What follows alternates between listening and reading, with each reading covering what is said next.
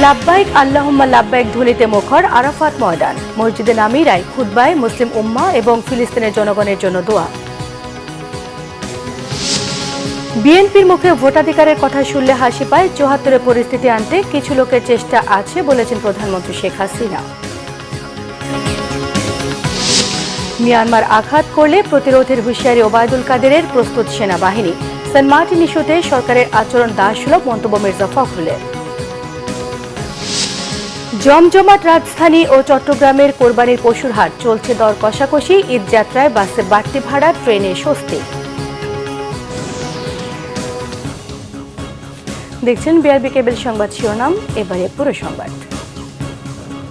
লাব্বাইক আল্লাহুম্মা লাব্বাইক ধ্বনিতে মুখর আরাফার ময়দান। নিজের গুনাহ থেকে মুক্তি চেয়ে মহান রবের কাছে ফরিদ হাজিদের। মসজিদে নামিরায় হজের খুতবা পাঠ করেছেন ডক্টর মাহির বিন হামাদ আল মোয়াইকলি। খুতবায় মুসলিম উম্মাহ এবং ফিলিস্তিনের নিপীড়িত জনগণের জন্য দোয়া করা হয়। শনিবার ভোরে মিনা থেকে আরাফাতের ময়দানে সমবেত হতে থাকেন হাজিরা। এখানেই সূর্যাস্ত পর্যন্ত অবস্থান করবেন। বাংলাদেশ সহ বিশ্বের ১.৫ শতাধিক দেশ থেকে জড়ো হওয়া ২০ লাখেরও বেশি ধর্মপ্রাণ মুসলমান। তারা ধর্মীয় আবেগ এবং অনুভূতির মধ্য দিয়ে মহান আল্লাহর কাছে প্রার্থনা করছেন। এরপর সূর্যাস্তের পর হজযাত্রীরা মুজদালিফার উদ্দেশ্যে রওনা দেবেন। সেখানেই মাগরিব এবং এশা নামাজ পড়বেন। ওই সময় প্রতীকী শয়তানকে লক্ষ্য করে নিক্ষেপ করার জন্য তারা নুড়ি পাথরও সংগ্রহ করবেন।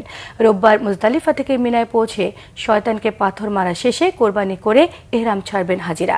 তারপর তারা তাওয়াফ করতে মক্কায় যাবেন। পরে মিনায় ২ দিন অবস্থান করে প্রতীকী শয়তানকে লক্ষ্য করে পাথর ছুড়বেন হাজিরা। প্রধানমন্ত্রী শেখ হাসিনা বলেছেন, ভোট চুরি করে ক্ষমতায় থাকা যায় না। ৯৬-এ খালেদা জিয়ার পদত্যাগ তারই প্রমাণ। তিনি বলেন, যে দলের প্রতিষ্ঠাতা হ্যাঁ না ভোটের মধ্য দিয়ে ভোট চুরি করে ক্ষমতায় টিকে রেখেছিল, তাদের মুখে গণতন্ত্র এবং ভোটাধিকারের কথা শুনে হাসি পায়। গণভবনে কৃষক লীগের উদ্যোগে ৩ মাসব্যাপী বৃক্ষরোপণ কর্মসূচির উদ্বোধন এবং পুরস্কার বিতরণী অনুষ্ঠানে তিনি মন্তব্য করেন। প্রধানমন্ত্রী বলেন, বিএনপি জামায়াত শুধু ক্ষমতায় থেকেই নয়, আন্দোলনের নামে বৃক্ষ নিধনও করেছে। একইভাবে ক্ষমতায় থেকে কৃষকদের নিয়ে ছিনিমিনি খেলেছেন জিয়া, খালেদা জিয়া। এমনকি সামাজিক বনায়নের টাকাও মেরে খেত বিএনপি। প্রধানমন্ত্রী বলেন, কৃষি জমি নষ্ট করে শিল্পায়ন নয়, কৃষি সেচকে সম্পূর্ণ সৌর বিদ্যুতে আনার পরিকল্পনা সরকারের।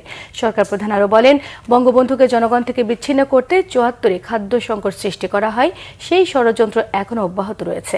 পরে গণভবন প্রাঙ্গণে আমলকি, কালোজাম এবং পলাশ গাছের চারা রোপণ করেছেন প্রধানমন্ত্রী শেখ হাসিনা। কক্সবাজার থেকে সেন্ট মার্টিন বিকল্প রুটে চলছে নৌযান। পাঠানো হয়েছে খাদ্য সামগ্রী। মিয়ানমার সীমান্তে চলমান উত্তেজনার কারণে নিরাপত্তার স্বার্থে সেন্ট মার্টিন রুটের কিছুটা পরিবর্তন করা হলেও এ নিয়ে গুজব ছড়াচ্ছে একটি মহল। বিভ্রান্ত না হওয়ার অনুরোধ জানিয়েছে প্রশাসন। রিপোর্ট করছেন মুর্শিদুর রহমান খোকন। মিয়ানমারের অভ্যন্তরীণ সংঘাতের কারণে নিরাপত্তার স্বার্থে সেন্ট মার্টিনে যাওয়ার রুট কিছুটা সরিয়ে নেওয়া হয়েছে। বিকল্প পথে বঙ্গোপসাগর হয়ে ট্রলার নিয়ে যাত্রীদের যাতায়াত ও কক্সবাজার থেকে জাহাজে খাদ্যপণ্য পাঠানো হয়েছে।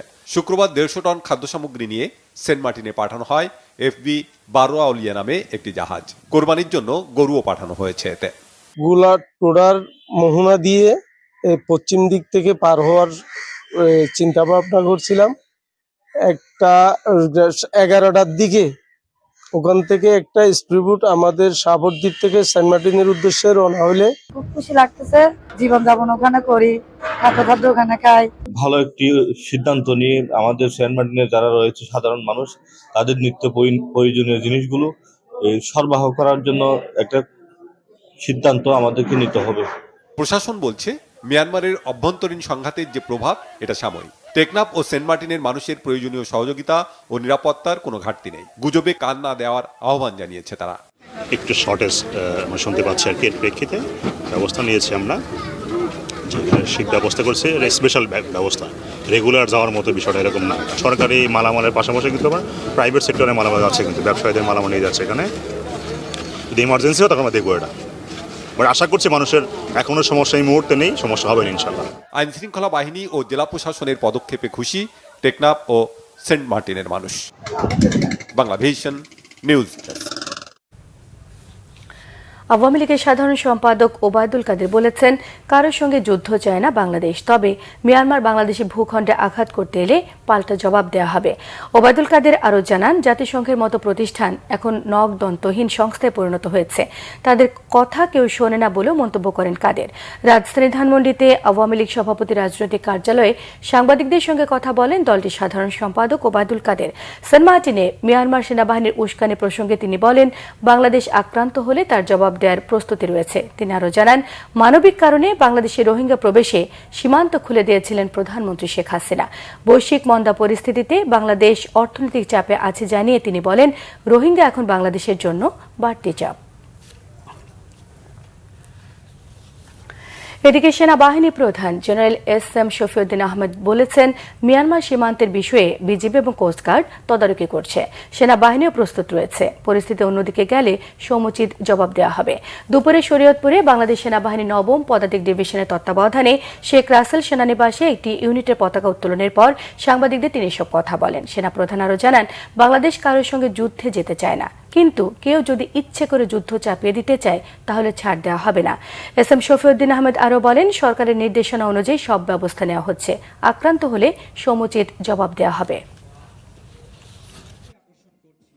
আমাদের দেশে যদি বহিঃশত্রু আক্রমণ হয় সেটাকে প্রতিহত আমরা করব, এ বিষয়ে কোনো সন্দেহ। বর্ডার ভায়োলেশন, এটা কিন্তু আমাদের ওখানে বর্ডার গার্ড আছে, আমাদের কোস্ট গার্ড আছে, তারা বিষয়টা সম্পূর্ণ তদারকি করছে এবং সরকারের নির্দেশ অনুযায়ী কিন্তু প্রয়োজনীয় ব্যবস্থা নিচ্ছে। আমরা কিন্তু খুব প্রস্তুত আছি, যদি এর চেয়ে লেভেল অন্যদিকে যায় তার সমুচিত ব্যবস্থা আমরা নিব। আমাদের শুধু সেনাবাহিনী, আমি জানি নৌবাহিনী, বিমান বাহিনী তারাও প্রস্তুত, বাট এখনও পর্যন্ত এমন কিছু হয় নাই যাতে ডিফেন্স ফোর্সকে চলে যেতে হয়। আপনারা জানেন যে সব কিছুর একটা লেভেল আছে, ডিপ্লোম্যাটিক লেভেল ফেল করলে আমাদের যে বর্ডারে যারা আছে তারা হোম মিনিস্ট্রির আন্ডারে, তারা ফেল করে তার কোনো ডিফেন্স। এই ধরনের কর্মকাণ্ডের জন্য ডিফেন্স আগে চলে গেলে তো তাহলে আমাদের মনে হবে যে আমরা যুদ্ধ করতে যাচ্ছি। আমরা তো যুদ্ধ করতে চাই না, আমরা সবার সঙ্গে বন্ধুত্ব বজায় রাখতে চাই। বিএনপি মহাসচিব মির্জা ফখরুল ইসলাম আলমগীর বলেছেন, সেন্ট মার্টিন ইস্যু নিয়ে সরকারের আচরণ দাসসুলভ। বিষয়টি দুঃখজনক উল্লেখ করে তিনি বলেন, কতটা নতজানু যে মিয়ানমারের মতো দেশকেও কিছু বলা যাচ্ছে না। 16 জুন সংবাদপত্রে কালো দিবস উপলক্ষে শনিবার জাতীয় প্রেস ক্লাবে আলোচনা সভার আয়োজন করে বাংলাদেশ ফেডারেল সাংবাদিক ইউনিয়ন BFUJ এবং ঢাকা সাংবাদিক ইউনিয়ন DUJ। এতে প্রধান অতিথির বক্তব্যে বিএনপি মহাসচিব মির্জা ফখরুল ইসলাম আলমগীর বলেন, সেন্ট মার্টিনে বেশ কিছুদিন ধরে কেউ যেতে আসতে পারছেন না, অথচ সরকারের কোনো বক্তব্য নেই। বিএনপি মহাসচিব আরও বলেন, 16 জুন শুধু সংবাদপত্রের জন্য কালো দিবস নয়, প্রতিটি দিনই এখন পুরো জাতির জন্য কালো দিবস। তিনি দাবি করেন, জাতির এমন ঘোর অমানিসা এখনও এসেছে বলে মনে হয় না। রাজনৈতিক মহলে ঐক্যমত্য তৈরি করেছেন দাবি করে মির্জা ফখরুল বলেন, সরকারকে যেতেই হবে, নিরপেক্ষ সরকারের অধীনে নির্বাচন দিতে হবে। জাতীয় পার্টির চেয়ারম্যান GM কাদের বলেছেন, মিয়ানমার সেন্ট মার্টিনের কাছে যুদ্ধ জাহাজ নিয়ে দেশের সার্বভৌমত্বের উপর আঘাত হানার চেষ্টা করছে। উদ্ভূত পরিস্থিতি নিয়ে 3 বাহিনীর কোনো ভূমিকা নেই। শনিবার বিকেলে রংপুর সার্কিট হাউসে গণমাধ্যম কর্মীদের প্রশ্নের জবাবে তিনি মন্তব্য করেন। তিনি বলেন, শেষ পর্যন্ত মিয়ানমারের চাপ সামলাতে না পারলে সরকার সরে এসে রোহিঙ্গাদের আশ্রয় দেওয়ার মতো কাজ করে বিশ্বে মহানুভবতার পরিচয় দেবে। এরকম পাহাড় সমান ঘটনা নানাভাবে ধামাচাপা দিয়েছেন তারা। জেম কাদের আরও বলেন, এবারের উচ্চবিলাসী বাজেটে দেশের মানুষের মধ্যে বড় বৈষম্য তৈরি করেছে সরকার। রাজধানীর কোরবানির পশুর হাট এখন জমজমাট। দেশের বিভিন্ন অঞ্চল থেকে ক্রেতারা এসেছেন ঢাকার বিভিন্ন অস্থায়ী পশুর হাটে। নানা জাত এবং আকারের গরু নিয়ে ক্রেতাদের অপেক্ষায় বিক্রেতারা। রাজধানীর কমলাপুর পশুর হাটে দুপুর থেকে ক্রেতাদের উপস্থিতি বাড়তে থাকে। বড় আকারের গরুর চাহিদা তুলনামূলকভাবে কম, তবে তুলনামূলক ছোট এবং মাঝারি সাইজের গরুর দিকে আগ্রহ বেশি ক্রেতাদের। বিক্রেতারা জানান, প্রত্যাশিত দাম না পাওয়ায় বিক্রি করতে পারছে না তারা। এবছর লোকসান গুনতে হবে বলেও আশঙ্কা অনেক মৌসুমী পশু বিক্রেতার। আরও একদিন সময় থাকায় কেউ কেউ প্রত্যাশা ব্যক্ত করেছেন, বিক্রি করেই বাড়ি ফিরতে পারবেন তারা। এদিকে শেষ মুহূর্তের বেচাকেনায় চট্টগ্রামের জমজমাট কোরবানির পশুর হাটগুলো। চাহিদা বেশি ছোট এবং মাঝারি গরুর, দামও বেশি। দাম এবং পশু বাছাই ব্যস্ত ক্রেতারা। এদিকে কক্সবাজারের হাটগুলোতে এখনও ক্রেতা কম। ঢাকার পাশে সাভারে জমে উঠেছে উটের বেচাকেনা। চট্টগ্রাম থেকে নাসির উদ্দিন, কক্সবাজার থেকে মুর্শিদ রহমান খোকন এবং সাভার থেকে নজমুল হুদা শাহিনের তথ্য ছবিতে থাকছে ডেস্ক রিপোর্ট। হাতে তেমন সময় নেই, কোরবানির পশু কিনতে সামর্থ্যবানরা ছুটছেন হাট থেকে হাটে। মোটা তাজা পশু কুরবানি দেওয়ার ঐতিহ্য চট্টগ্রামের বিত্তবানদের, তাই নগরীর সাগরিকা, বিবিরহাট সহ বেশ কয়েকটি হাটে এখন জমজমাট বেচাকেনা। তবে শেষ সময়ে পশুর দাম চড়া হওয়ায় পছন্দের পশু কিনতে হিমশিম খেতে হচ্ছে অনেককে। লাখের উপরে যাইতে হবে গরু, যেটা কিনে লাখের উপরে, লাখের নিচে কোনো গরু নেই। পোষা আলহামদুলিল্লাহ, বাজেট তো থাকে, কুরবানিতে একটু বাজেট আপ ডাউন করে, এটা ব্যাপার না। গরু সুন্দর লাগছে, নিচি গরু 2,05,000। 3টা কিনছি আমি সরকারের থেকে, এখন আমার দুলাভাইয়ের জন্য আমি একটা কিনতেছি। বড় গরুর তুলনায় ছোট ও মাঝারি সাইজের পশুর চাহিদা বেশি, আর শেষ সময়ে বিক্রি আরো জমে ওঠার অপেক্ষা ব্যাপারীদের। আমরা 9টা গরু নিয়ে আসছি। আমাদের সর্বোচ্চ যে বড় গরুটা ওইটা 7.5 লক্ষ টাকা পর্যন্ত রেট উঠছে। খুব লস হচ্ছে আমার, এ দেয় না 2 লাখ কিনা 90 দাম বলছে। রাজশাহী চাঁপাইনবাবগঞ্জ থেকে আমি 15টা গরু নিয়ে এসেছি। গতবার আমি গরু নিয়েছিলাম 18টি, বেচকিন করে 2 লক্ষ টাকা লাভ হয়েছিল। আশাবাদী এবারও 15টা নিয়ে এসেছি আমি, আশাবাদী কি লাভ হবে। ওই দুইটা মনে হচ্ছে 6 লাখ। এ 7 লাখ হলে 8 লাখ হলে দিয়ে দেবো। এদিকে চোরাই পথে আনা গরুতে সয়লাভ কক্সবাজারের কোরবানির গরুর হাট, দামও তুলনামূলক কম। এরপরও ক্রেতা কম থাকায় অসন্তোষ বিক্রেতাদের।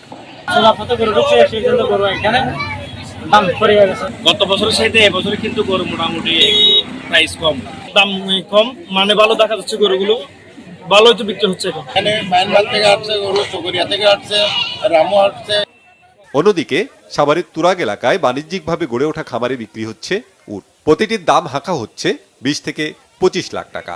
অর্গানিক ঘাস, ছোলা, ভুট্টা, ডাবলি সহ নানা ধরনের খাবার দিয়ে বড় করা হয়েছে এসব উট। উট যে খাবারগুলো খায় এগুলো বাংলাদেশে সব সার্বক্ষণিকই পাওয়া যায়, এবং এগুলোর তথ্য তালাপির জন্য ভালো পারদর্শী লোক থাকলেই উট লালন পালন কইরা বাংলাদেশে ভালো কিছু অর্জন করা সম্ভব। যখন আমরা রাজস্থান থেকে আনছি তখন একটা উটও আমাদের কথা শুনতো না, তো আমি এদের সাথে সবসময় থাকি, উঠতে বললে ওঠে, বসতে বললে বসে। এখন শুকনা খাবার খাইতে আছে, কাঁচা খাবার, ঘাস খাইতে আছে, মানে অনেক কোন সমস্যা হইতে আছে, নালে দিলে ভালো হইতে আছে। একটা উট ইনশাল্লাহ ক্রয় করতে যাচ্ছি এবার। উট মরুভূমির জাহাজ প্লাস ইসলামের সাথে একটা সুন্দর উটের একটা ইতিহাস আছে, সেই দৃষ্টিকোণ থেকে আর কি আমাদের একটা ইচ্ছা যে একটা উট এবার কোরবানি ইনশাল্লাহ যদি দিতে পারি, এটা আমার বড় ভাইয়ের ওনার ইচ্ছা আর কি।